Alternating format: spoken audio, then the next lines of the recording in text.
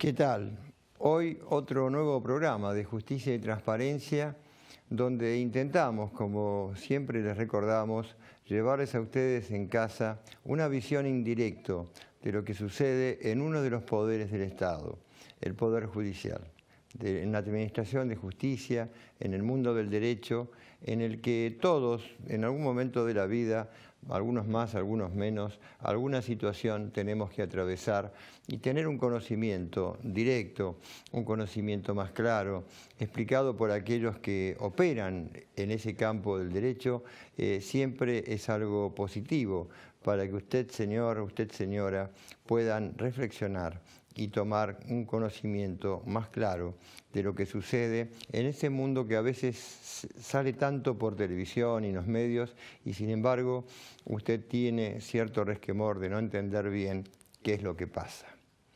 Hemos venido en los últimos programas trayendo a jueces, fiscales, defensores, abogados, en fin, quienes operan realmente en el campo del derecho para, en un lenguaje lo más llano posible, tratar de decirles a ustedes eso que decía recién, qué es lo que pasa. Estamos en la etapa nueva del juicio por jurados, donde usted, señor, usted, señora, por ahí mañana tiene que decidir un veredicto de culpable o inocente y para eso es necesario que el lenguaje de los jueces, de los fiscales, sea más llano, más claro, más transparente, como el nombre de este programa. Y hay algunos operadores que tienen una trayectoria que resulta convocante para poder escucharlos, para poder interactuar con ellos, para poder conocer lo que piensan, lo que sucede, lo que pasa en esa administración de justicia.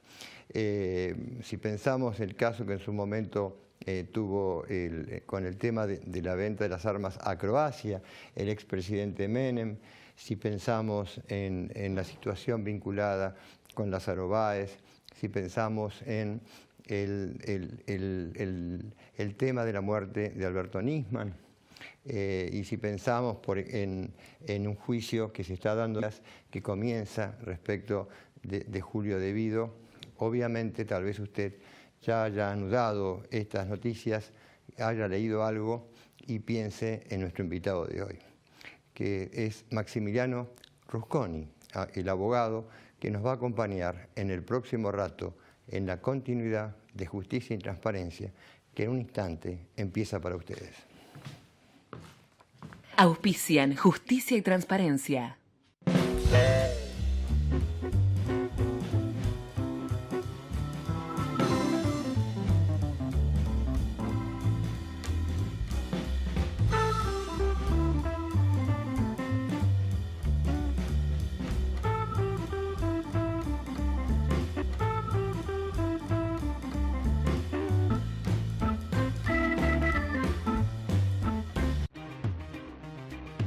Incorporamos 10 nuevos móviles blindados con GPS y cámaras de seguridad conectados al COM que patrullan las 24 horas. Ya llegamos a 80 patrulleros en San Martín. Municipalidad de San Martín.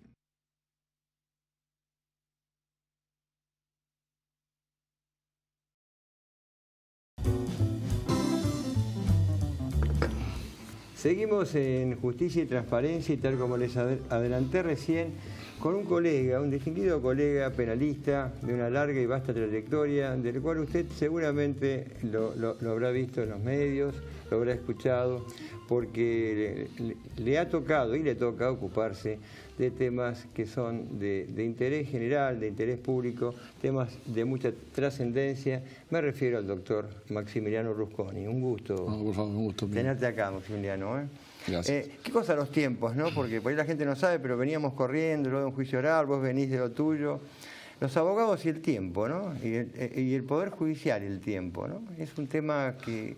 Sí, es una actividad sometida a un conjunto de presiones como muchas laborales, ¿no? Pero el tiempo justamente es un eje importante. Es un eje importante porque normalmente desde un lugar uno muchas veces está corriendo, digamos, tiene varios conflictos al mismo tiempo que atender y también es importante desde el punto de vista del eje institucional, ¿no? Es decir, los productos judiciales, las sentencias, es importante que salgan en un tiempo adecuado, pero al mismo tiempo también ese tiempo es adecuado no solo en cuanto a que sea rápido, porque hay un punto de rapidez de las decisiones que implica que si se llegó a esa rapidez es porque no se respetaron ciertas garantías, ¿no? Entonces hay un equilibrio ahí muy difícil, ¿no?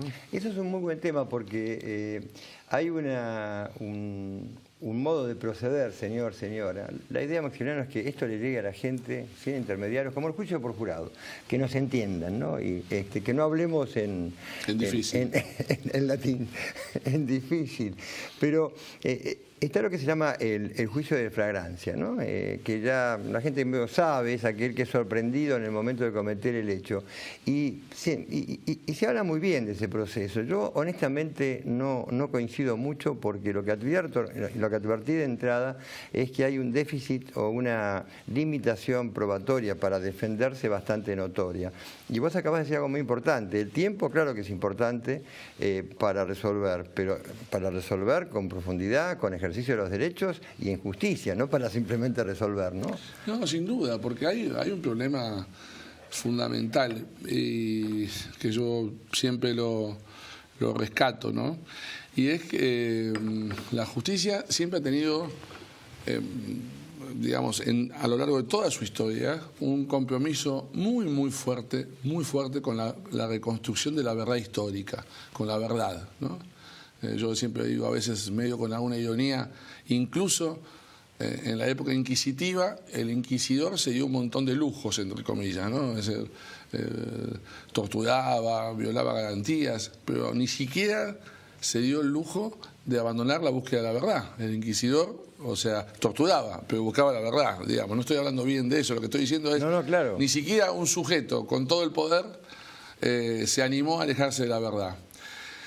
Y al mismo tiempo, la justicia en toda su historia, digamos, no logró construir un sistema racional o eficaz de reconstrucción de esa verdad.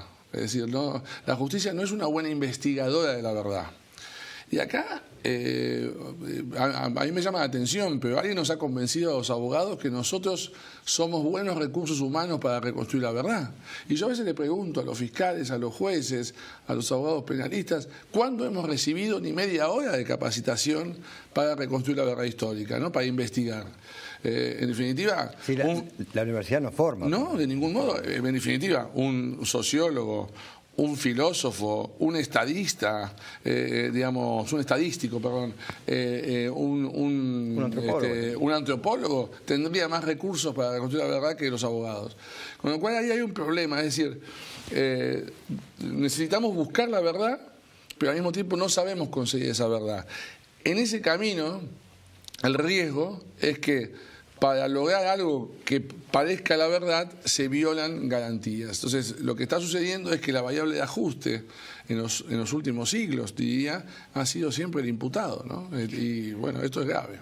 El que está en el medio y paga muchas veces los platos rotos. La vez pasada estaba un colega, José Ubeira, con el cual hablábamos el tema de la posverdad, ¿no? Esta idea de la construcción de la verdad a partir de los medios, ¿no? A partir de instalar una idea y que esa idea pase a ser la verdad con independencia de que lo sea realmente. Y esto afecta al desenvolvimiento de uno de los tres poderes del Estado, el Poder Judicial. Digo. Bueno, te diría que es el gran problema, ¿no? Como la justicia no está preparada para darle una verdad en el tiempo que lo requiere esta vorágine que vivimos, ahí están los medios para construir la verdad independientemente de la justicia y después imponerla al sistema. Entonces, ya no es la verdad objetiva, sino que es cierta verdad aceptada por los medios.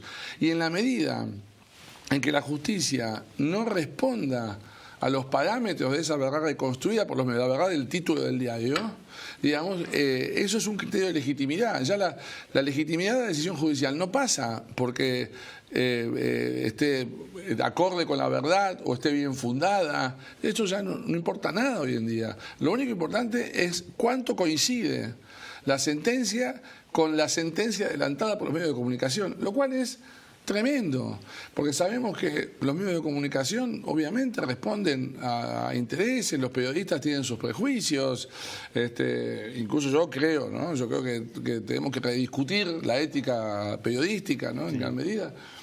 Con todo respeto a esta profesión, digamos, pero me parece que así como hay una ética de los abogados, pero también hay una ética periodística que hay que poner en la mesa. Así que yo creo que eso sumado, porque es un combo, son varias dimensiones. También tenemos jueces que sienten que le deben el cargo a alguien, no a su propia capacidad, ¿no? Entonces son jueces débiles o fiscales débiles sin la capacidad de tener la espalda de alejarse de esa presión mediática, ¿no? Así que estamos en un momento difícil. Eso nos lleva a un tema fundamental, ¿no? Que es el de la independencia del Poder Judicial. Que parece como una cuestión esencial, ¿no? Unos poderes del Estado que no tenga capacidad para generar sus decisiones autónomamente está fallando por la base. Sí, incluso yo diría, hoy tenemos unas nuevas lesiones a ese principio de independencia judicial, ¿no? En una época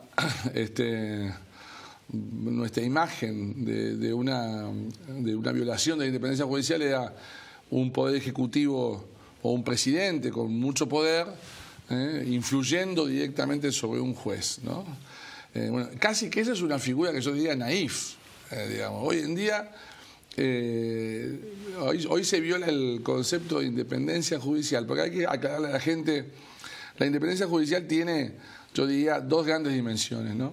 Una independencia que es una virtud sobre el poder en sí mismo, que es la independencia de la estructura judicial, del poder judicial en relación con los otros poderes, ¿no? Entonces, uno puede ejemplificarlo como la inmunidad del presidente de la Corte de ser presionado por el presidente de otro poder.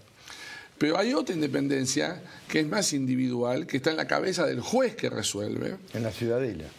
Exactamente, y que tiene que ver con la independencia de ese juez respecto incluso a sus superiores judiciales.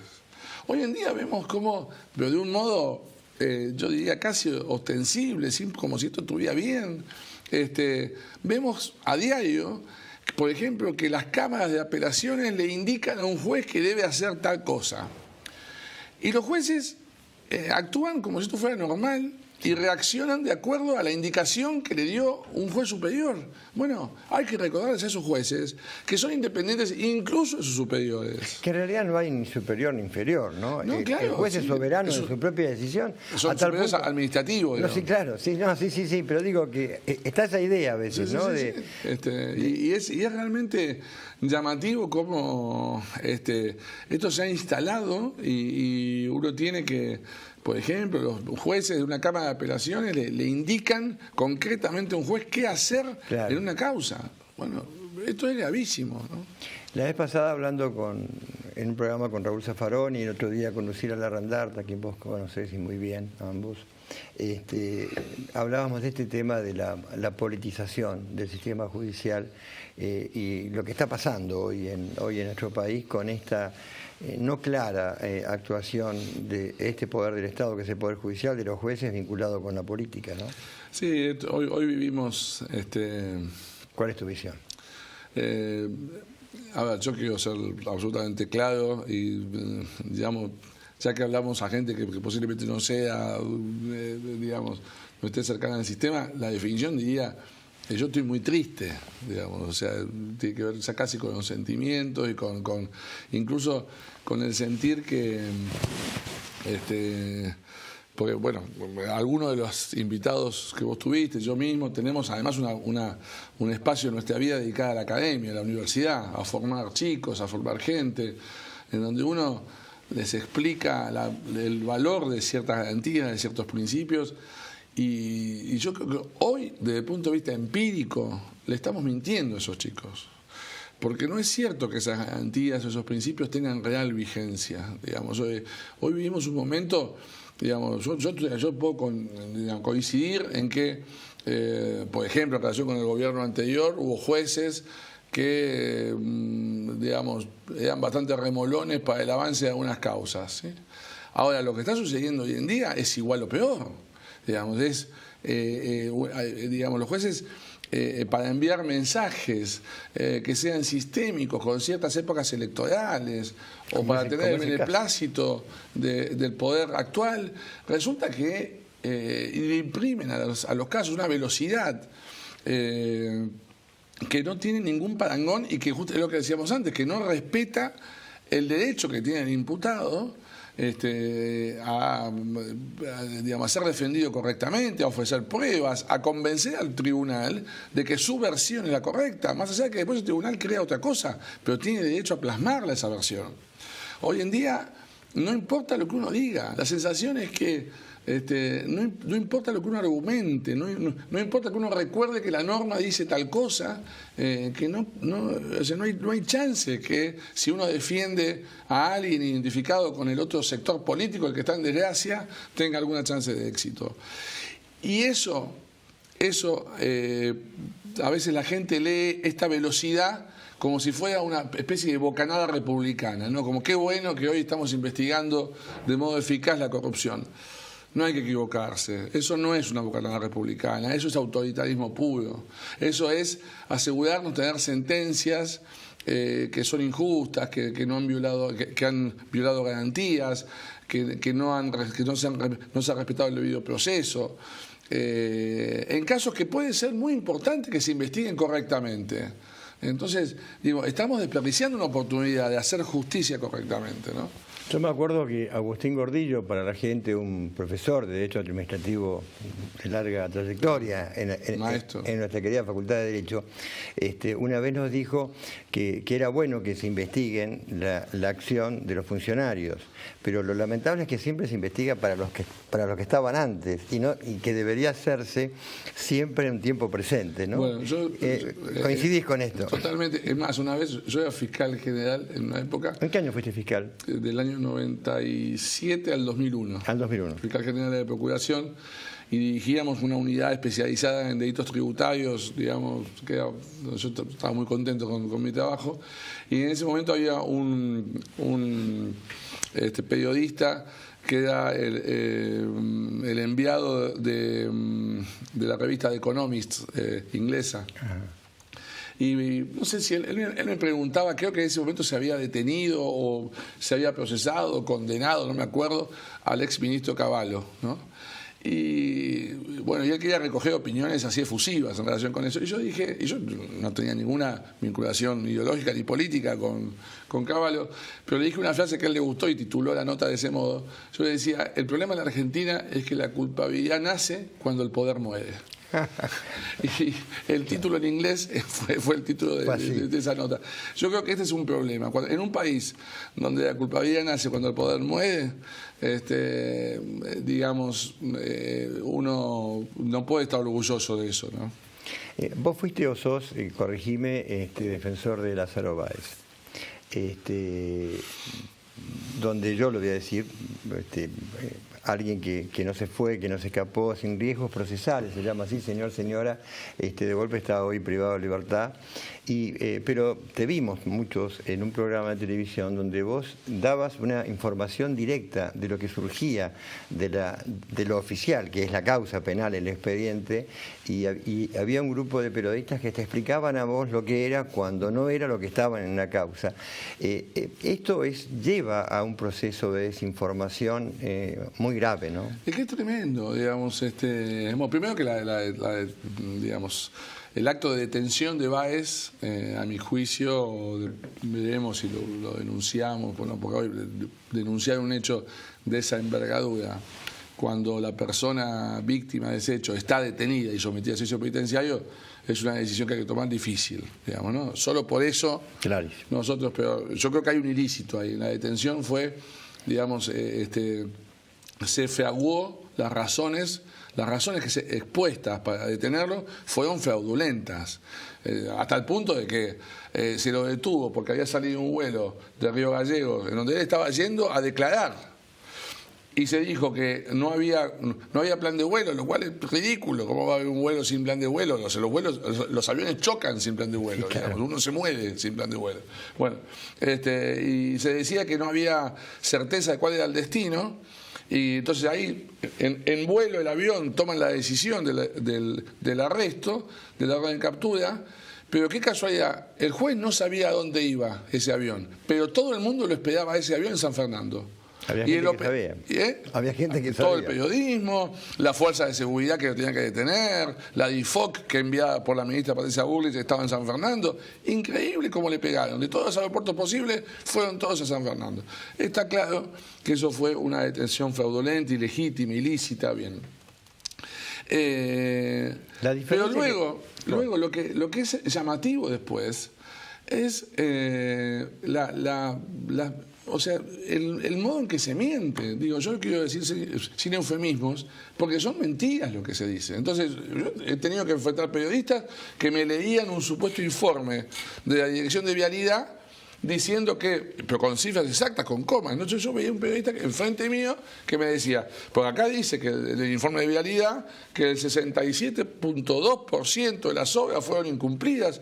Y yo me empecé a desesperar, digo, ¿cómo puede ser? Porque yo tengo el informe de vialidad. No claro, y que decía que justamente no había problemas de incumplimiento de obras.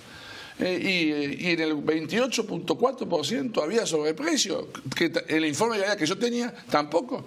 Digo, bueno, entonces le pido al periodista que por favor me acerque lo que él tenía, porque el informe de vialidad, que era un informe de 37 páginas, y en la página 35 estaba presentado oficialmente en el expediente. En el expediente, que por favor, bueno, y cuando me trae un texto, digamos que ya se ponía colorado el periodista cuando se acercaba a traérmelo, porque evidentemente no tenían informe de vialidad. Entonces, digo, a mí me pasa eso como profesional, y al otro día me dedico a otra cosa.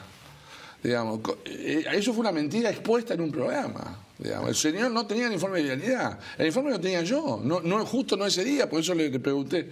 Entonces, digamos, se dice que, por ejemplo, Alza Báez sea el número 1 en porcentaje de obra pública adjudicado durante el kirchnerismo. Bueno, es el número 40, no es el 1, es el 40.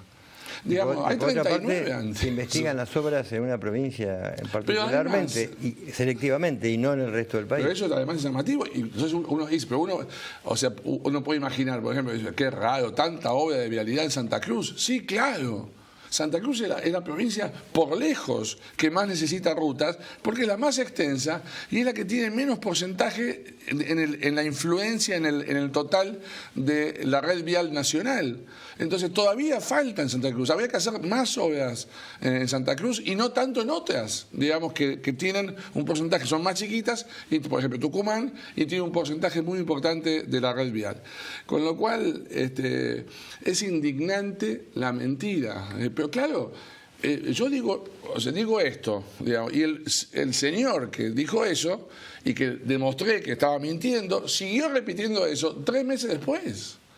Entonces, digamos, es decir, a la larga no puede con la fuerza de un medio de comunicación hegemónico o de la capacidad de repetir la mentira, ¿no? Es realmente difícil. Es grave, ¿no? Es un problema. Muy grave. Yo antes, Maximiliano, tengo la impresión, creo que vas a coincidir, que en la justicia federal, particularmente la que conocemos todos y conoce la gente como de Comodoro Pi, aparecían causas o denuncias contemporáneamente con situaciones, como ocurre, con situaciones electorales o con un posgobierno y un nuevo gobierno, etcétera. Pero el tema de la privación de la libertad durante el proceso, de la prisión preventiva, no parecía de una manera tan... Y ahora creo que se ha dado un paso en ese sentido, ¿coincidís conmigo? Sí, en un contexto además, yo lo comparo nuevamente... Voy a traer la figura del inquisidor, pues lo comparo con la Inquisición. Claro, el inquisidor para obtener la verdad antes torturaba, ¿no? Como no sabía investigar, torturaba. Pero ahora se da esta combinación de la prisión preventiva con el delator, el arrepentido, y la posibilidad de que un coimputado, un delator, negocie su pena involucrando a alguien más arriba, genera... la utilización de la prisión preventiva justamente como la tortura. En vez de torturarte, ahora lo que hago es te encierro. ¿Y te encierro hasta dónde? Hasta que estés dispuesto a decirme que vas a hablar echando responsabilidad hacia arriba. Y está sucediendo esto, digamos, a mí me llama la atención, y forma parte de esta cosa difundida también por algunos periodistas, de cómo el relato de un arrepentido se ha transformado en la verdad absoluta, digamos, la verdad más pura. Y hay que decirle a la gente que en nuestro sistema de enjuiciamiento hace bastante tiempo, los relatos no tienen todos el mismo valor. El valor más importante, el más creíble es de un testigo. El testigo. Un testigo que jura o promete decir la verdad. Promete decir la verdad, no está involucrado con los hechos, es un sujeto que no tenía ninguna vinculación, vio un hecho y lo relata. Bueno, ese es el sujeto, por supuesto, que en el contexto en que declara, además, su declaración es la que tiene más valor. ¿Qué declaraciones siempre han tenido menos valor que esa? La declaración de un coimputado. ¿Por qué? Porque yo ya ahí, primero, declaro sin obligación de decir la verdad, puedo mentir, entre comillas, y no solo puedo mentir, sino que puedo utilizar la mentira como una estrategia. Entonces nosotros dos somos imputados, esperemos que no, nunca, digamos, y yo puedo elegir como estrategia decir, no, fuiste vos, digamos, y decir que fue él, digamos, y yo intentar, digamos, tener alguna ventaja procesal. Por eso siempre el coimputado ha tenido menos valor probatorio. Valor relativo. Ahora, el arrepentido es menos que el coimputado, porque se trata de un coimputado que está negociando su pena. Un premio, inclusive. Un premio recibe. Entonces, está involucrado en esta lógica su objetivo de beneficiarse y el objetivo de perjudicar a otro. Entonces, en una escala de valor probatorio, la declaración de un arrepentido tendría el mínimo valor. Pero ahora, sí, viejo, es increíble. Si no aparece un arrepentido, no avanzan las causas. Los italianos lo llaman testimonio en codelincuencia, ¿no? Que claro, siempre quedó, ¿no? Exactamente. Y que suena obvio, ¿no? Si uno le permitimos a la gente que lo piense, si alguien se va a beneficiar, si alguien está declarando sin juramento promesa de decir verdad, obviamente que el valor que está aportando no es el mismo que presta un testigo. Pero bueno, y sin embargo hay una gran confusión en todo esto que creo que no es ingenua, ¿no? No, claro, por eso, digamos, cuando se votó la ley del arrepentido, yo fui muy crítico, digamos, hay algunas columnas ahí en algunos periódicos dando vueltas, yo digo, esto es muy peligroso, ¿no? Porque... Maximiliano Rusconi, hablamos en un momento, vamos a un breve corte, del caso Nisman y del tema debido que hoy está en cabeza de todos, ¿sí? Okay. En un momento, acá, en Justicia y Transparencia. Auspician Justicia y Transparencia.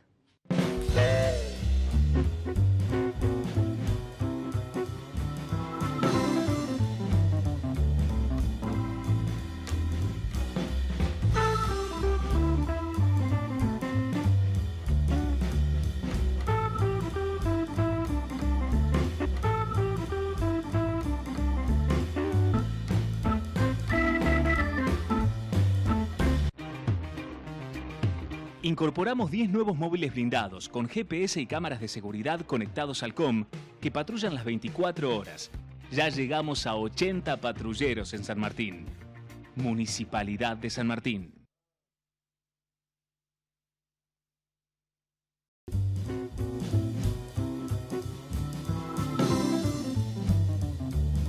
Seguimos en Justicia y Transparencia con el doctor Maximiliano Rusconi. Y Maximiliano, este tema que estamos tratando, en definitiva, que es un poder del Estado, que es el Poder Judicial, que está tan interferido o tan conectado con el devenir político. Lo que se conoce hoy como la politización de la justicia. ¿Cómo lo ves vos? ¿Qué futuro tenemos si esto se mantiene? No, me parece que se está sometiendo a la justicia y sobre todo, digamos, no es un problema de formación profesional, pero la justicia penal en particular, que es la justicia que administra el poder que tiene el Estado de enjaular personas, digamos. Esto no es broma, esto que decías vos en el bloque anterior, digamos, en el sentido de que se está utilizando esta cosa de encerrar personas como si fuera algo muy sencillo. Yo creo que si seguimos sometiendo a la justicia penal federal en particular a esta coordinación con los tiempos políticos, me parece que vamos a asistir a destrucción ética, digamos, institucional del modelo de justicia, lo cual, digamos, que debía ser el último resabio de dignidad ciudadana, de límites al poder político, al contrario, de limitación del poder político, ¿no? Hoy, digamos, está claro esto que decíamos, ¿no? Las velocidades adecuadas a las necesidades electorales. Me parece que es gravísimo, y yo lo que veo es que nosotros, los abogados, los que tenemos además la función de capacitar jóvenes, y tenemos que reaccionar con más dureza frente a esto. Con más firmeza. ¿No? Con más firmeza, con reacción, pero incluso desde cualquier sector, o sea, ideológico, ¿no? Yo tengo gente ética que quiero mucho. A ver, jueces y fiscales de enorme valía, sumamente honestos, claro, valientes. Bueno, hay que apoyar a ellos y transformar a ellos en los emblemas. Hoy llama la atención que los emblemas no son justos los que debían ser, ¿no? Claro, y esto provoca lo que es de público y notorio, es muy conocido, que es un gran descreimiento por parte de la ciudadanía, de la población. Claro, bueno, no es casual, digamos, yo no soy, digamos, no me dedico a esto, no soy sociólogo, pero es perceptible, ¿no? Pero hoy el sistema de justicia es uno de los poderes que tienen peor imagen. Sí. Hace 30 años esto era impensable. Pensar que el sistema de justicia tiene peor imagen que el Poder Ejecutivo o que el Poder Legislativo era impensable. Era exactamente al revés. Era al revés. Y hablando de eso, hubo el caso de Alberto Nisman, una investigación a cargo de una fiscal, la doctora Fein, que estaba delegada por Fabiana Palmaguini, la jueza de instrucción, y vos te ha tocado intervenir desde un comienzo en esa causa. Sí, sos abogado, digo, Comarcino. Ahora no, sí, pero sí, un socio mío, digamos, y yo, es un caso que nosotros sí seguimos, yo sigo con mucha preocupación.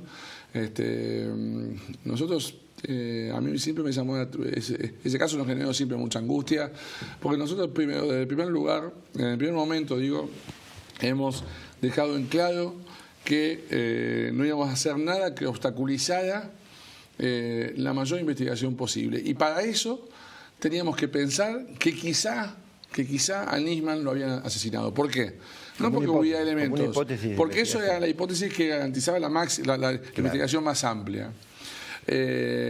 Tuvimos una fiscal que uno puede cuestionarle, yo mismo lo he hecho procesalmente, alguna decisión o no, o una jueza también, que uno puede cuestionarle alguna decisión, pero sobre todo, bueno, digamos, en particular la fiscal ha sido siempre una mujer de una enorme honestidad, ha trabajado muchísimo en ese caso. A mí me llama la atención cómo los medios se encargaron de ridiculizar la escena del crimen. Sí. Y yo quiero recordarle a la gente que cuando los peritos de Sandra Arroyo Salgado, la ex esposa de Nisman, iban a hacer la pericia unos días después del hecho, se les preguntó si podían hacer la pericia de todos modos, a pesar de que se había pasado unos días y que estaba el departamento cerrado, pero habían pasado días ya, ¿no? Y había pasado gente. Y esos peritos, no los peritos de Lagomarsino, esos peritos dijeron que podían hacer la pericia porque no se había afectado la escena del crimen. Es decir, ellos mismos fueron... Están los autos, están en el expediente. Esto es del expediente, digamos. Ellos mismos dijeron en su momento que no había una afectación de la escena del crimen. Se hizo la pericia, una pericia que, digamos, sobre todo nos sorprendía ese resultado en relación con la data de muerte que habían dado las dos personas que intervinieron en un primer momento. Entre ellos, el doctor Treza había establecido data de muerte en un momento particular que significaba que, sin duda, Lagomarsino no tenía ninguna vinculación con el hecho porque estaba claro que se había ido antes de la escena del crimen. Resultado de esa pericia, bueno, o sea, hay que grabar Treza. La especialidad de Treza, o sea, hay que decirle a la gente, no es cualquier persona. Treza, su tesis doctoral se llama Data de muerte. Sí, sí, que es todo un tema en estas investigaciones, en la criminalística, sí, sí. Y él es el especialista argentino en ese tema, digamos. Bueno, él fue el que estableció primero la data de muerte. La pericia de Arroyo Salgado se alejó mucho de estos puntos, pero reconstruyó una situación que fue difundida por la Santa de Arroyo Salgado muchísimo. Se hizo, no sé si se acuerdan, en una especie de teatro, sí. Se hizo una exposición con todos los peritos, etcétera, una especie de investigación paralela. Con los peritos de parte. Con los peritos de parte, que no coincide en nada con lo que ahora dice la pericia de Gendarmería. Después tenemos digamos, y que no coincidió tampoco con lo que dijeron los peritos de la Corte Suprema, tampoco los peritos de la Comarca, sino los peritos de la Corte, los del Cuerpo Médico Forense. En el medio sale ahora una pericia de Gendarmería realizada con instrumental que estamos viendo cuándo fue recibido, porque tenemos entendido que el instrumental con el cual trabajó Gendarmería, que nunca se especializó en este tipo de investigaciones periciales, lo recibió hace pocos meses, con lo cual imaginemos el expertise que tiene Gendarmería en esto. Son herramientas nuevas. Herramientas nuevas que han venido al país hace muy pocos meses.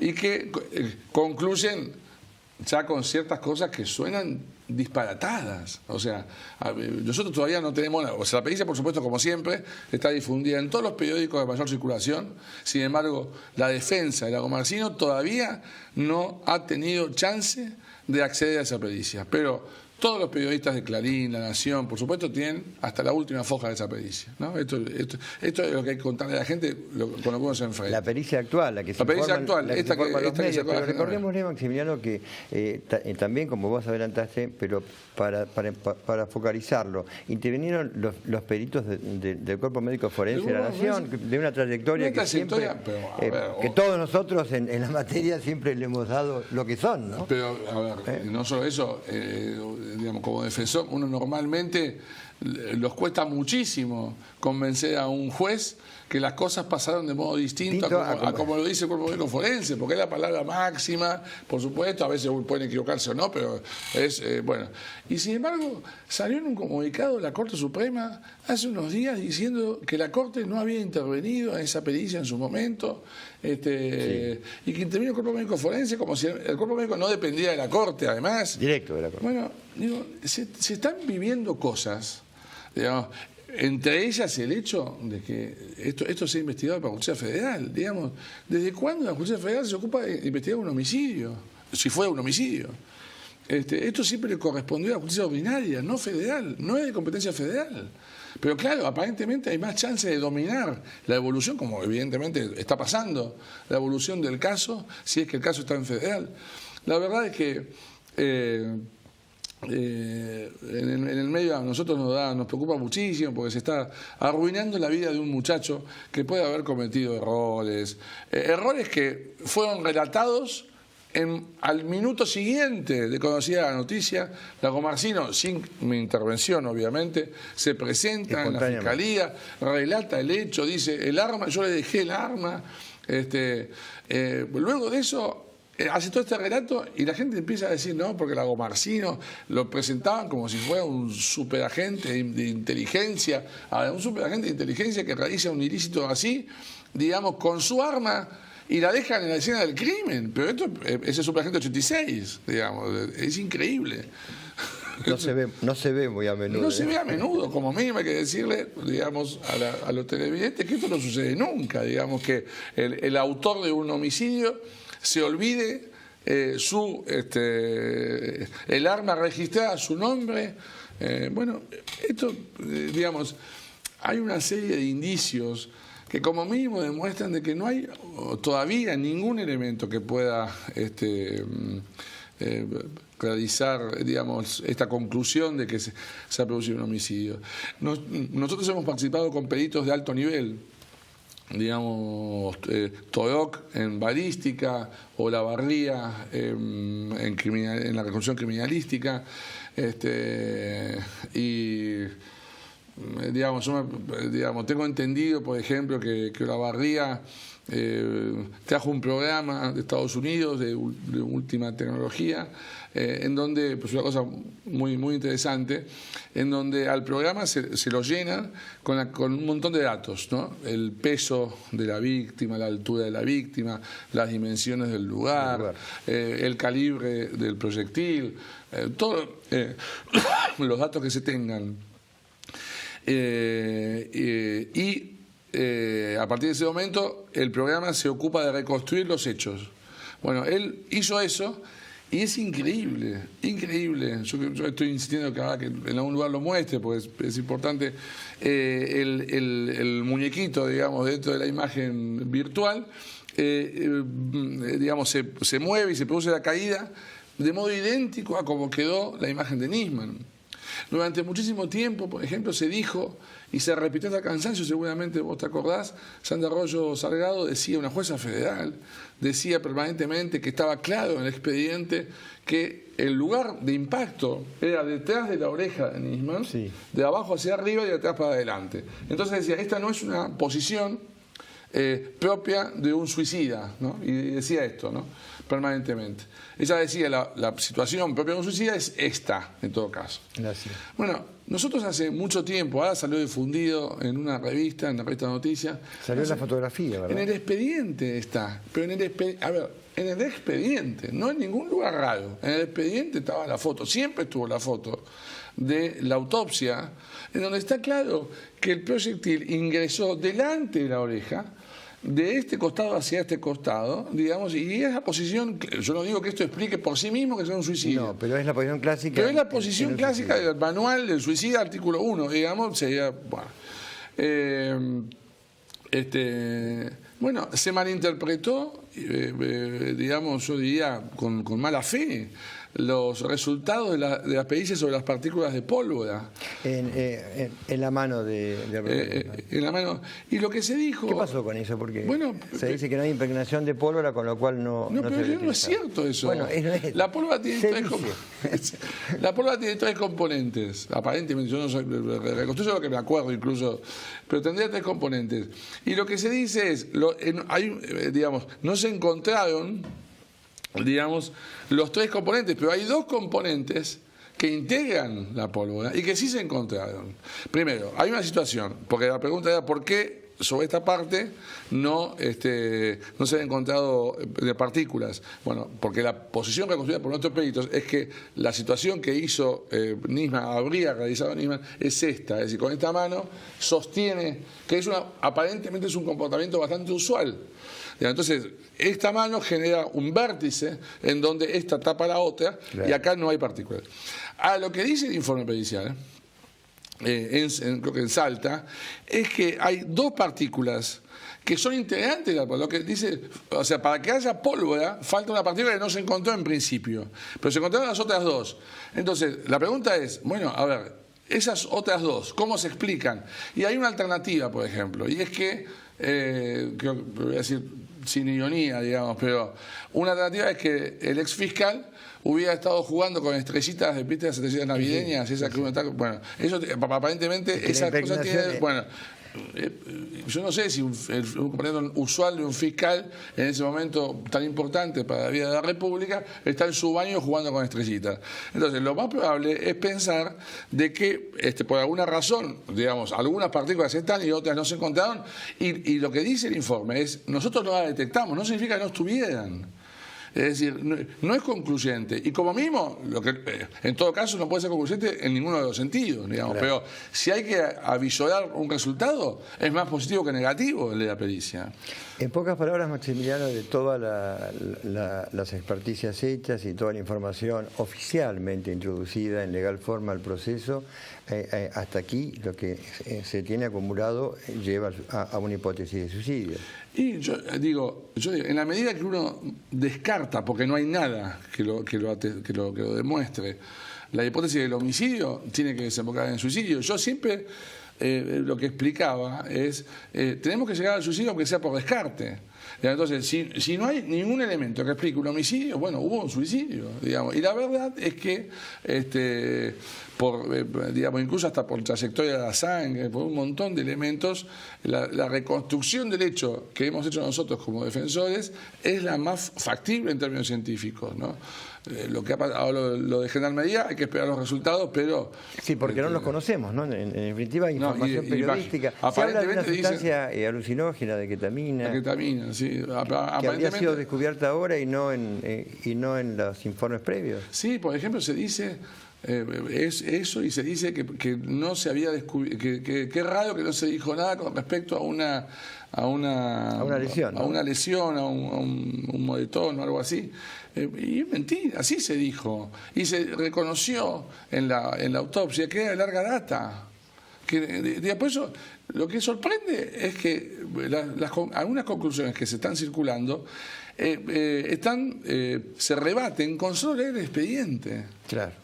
Pero la Gendarmería estaría diciendo hoy que fue un homicidio a partir de... Aparentemente sí, y un homicidio con 2 personas dentro del baño. En un baño que no sé cómo ingresaba uno, resulta que ahora son 1 más 2. Bueno, hay que esperar los resultados, pero... Quedará para analizarlo en profundidad y en función de eso poder establecer. Sí, por supuesto. Una pericia a la cual hay que aclarar, casi no se nos dejó intervenir, se manejó de un modo muy... con limitaciones. Con muchas limitaciones de acceso a las partes. No te puedo no preguntar, antes de terminar este programa, hay un juicio oral y público con Julio De Vido. Lo que ha trascendido es que te han designado defensor. Simplemente una reflexión sobre ese... No, bueno, nosotros sabemos, tenemos en cuenta y por supuesto siempre vamos a referirnos con sumo respeto a ese caso, porque no nos olvidamos que es un caso, es un accidente en el cual ha perdido la vida mucha gente. Una tragedia. Ahora, que yo debo decir también que sin conocer detalles, bueno, algunos detalles yo estoy conociendo estos días, pero que ese tipo de resultados tan lamentables, digamos, terminen en la adjudicación de responsabilidad penal a un secretario, un ministro encima de la envergadura de ese ministerio, debo decir, en general no se ha dado en el mundo, ¿no? Es decir, accidentes de esa magnitud hubo en España, hace poco, si no me equivoco, en Santiago de Compostela, también con el tren de alta velocidad. Sí, el tren de alta. Y que yo sepa, no ha habido ninguna responsabilidad para los funcionarios públicos. Cuando uno, esto es una cuestión un poco técnica, pero cuando yo veo la acusación del fiscal y la sentencia anterior en el juicio llamado 11-1, yo digo, uno eventualmente, puede imputarle a un funcionario el mal manejo de fondos, esto es una cosa usual. Ahora, uno puede decir que ese funcionario, por haber manejado mal los fondos, es responsable de que un tren impacte en la estación terminal, produciendo ese resultado, y al mismo tiempo decir que si el motorman hubiera frenado a tiempo, claro, no se hubiera producido resultado. 2 cursos causales totalmente. Entonces, son 2 explicaciones incompatibles. Lo Entonces, que pasa que no es no es que se opinó sobre el motorman. En la misma sentencia se lo condena al motorman. Entonces, me parece que nuevamente aquí estamos, a mi juicio, con todo respeto, y vamos a trabajar contribuyendo al ejercimiento de los hechos, pero me parece que existe el riesgo, como mínimo, de que aquí la justicia haya funcionado de un modo muy demagógico, intentando rescatar algo de credibilidad perdida durante muchos años.